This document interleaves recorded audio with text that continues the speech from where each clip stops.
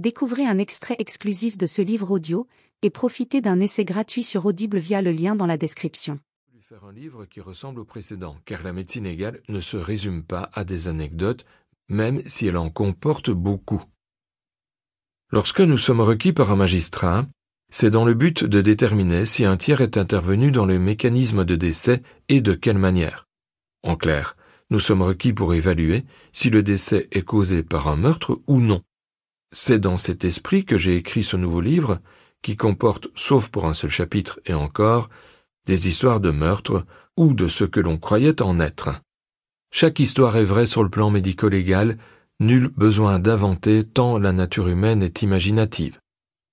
J'ai évidemment modifié le nom des victimes et des auteurs, et j'ai romancé les histoires pour éviter que mes écrits ne ressemblent à des PV de police. Ces histoires sont racontées comme je les ai vécues. Je les aurais certainement racontées d'une autre manière si j'avais été enquêteur plutôt que légiste. C'est donc avec mes yeux que vous allez vivre des histoires vieilles de plus de 20 ans pour la plupart. Deux histoires diffèrent. Celle qui porte sur la mort du roi Albert Ier et celle où je parle de la mort du Christ, qui constitue le début d'un travail que je suis en train de mener sur le sujet et que je voulais partager. Ce sont des histoires qui me tiennent à cœur et que j'ai réussi à glisser dans ce recueil au risque qu'elles surprennent un peu. Toutes les autopsies comme tous les examens des corps que vous allez découvrir ont été réalisés dans le respect des corps défunts. La salle d'autopsie n'est pas un endroit triste, c'est un endroit de vie, un endroit où l'on travaille et où l'on échange avec les magistrats, les enquêteurs et le labo. Pour certains, nous nous connaissons depuis longtemps. On parle de nos familles, de nos enfants, de nos collègues et connaissances, on se raconte la blague du moment, il nous arrive même de rire, mais jamais aux dépens du corps qu'on autopsie. C'est dans ce même état d'esprit, le respect du défunt, que tous les corps sont recousus après que les organes qui ont été sortis du corps pour analyse et examen ont été remis en place. Le corps, ainsi recousu, est ensuite restitué à la famille pour un éventuel dernier hommage. Le ton est, comme dans le premier livre, plutôt amusant, voire humoristique par moments. Il ne faut pas en déduire que je me moque du cadavre ou de l'auteur du meurtre, ce n'est jamais le cas. Le ton est tel qu'il est, parce que je suis celui que je suis et que je préfère rire de la mort avant qu'elle me sourie un jour.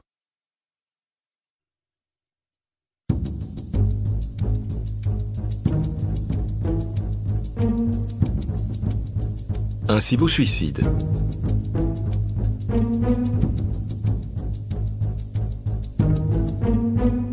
Ce jour-là, je suis appelé par le magistrat de garde. « Docteur, j'ai un cadavre pour vous, c'est à l'évidence un suicide par arme à feu.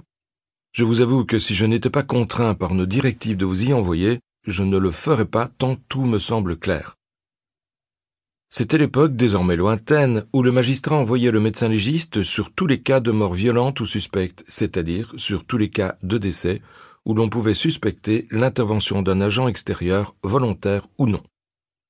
Entrent dans cette catégorie tous les suicides, puisque dans tous les cas, un agent extérieur est intervenu pour provoquer la mort, la corde pour le pendu, un liquide pour un noyé, un médicament, etc. Au médecin légiste de déterminer, dans la mesure de ses moyens, s'il s'agit d'un suicide, d'un accident ou d'un meurtre. Pour ce faire, le médecin légiste se livre à un examen extérieur du corps sur place, c'est-à-dire un examen sans autopsie. Il s'agit juste de regarder le corps et d'y relever toutes les lésions, traces ou indices utiles à la manifestation de la vérité.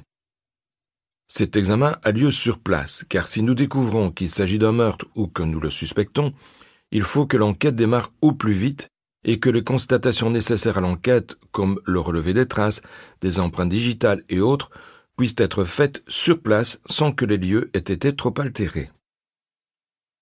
Face à un cadavre, notre démarche est toujours la même. D'abord, examiner le corps tel qu'il a été découvert et dans la position dans laquelle il était. Puis le déshabiller progressivement, lentement, en étant prêt à s'arrêter dès que des lésions suspectes sont relevées. Par exemple, si des lésions de strangulation sont présentes dans le cou alors qu'il ne s'agit pas d'un pendu, on arrête tout. On prévient le magistrat qui appelle le laboratoire de la police technique et scientifique, LPTS, pour le relevé des traces, comme dans les séries policières, mais en mieux.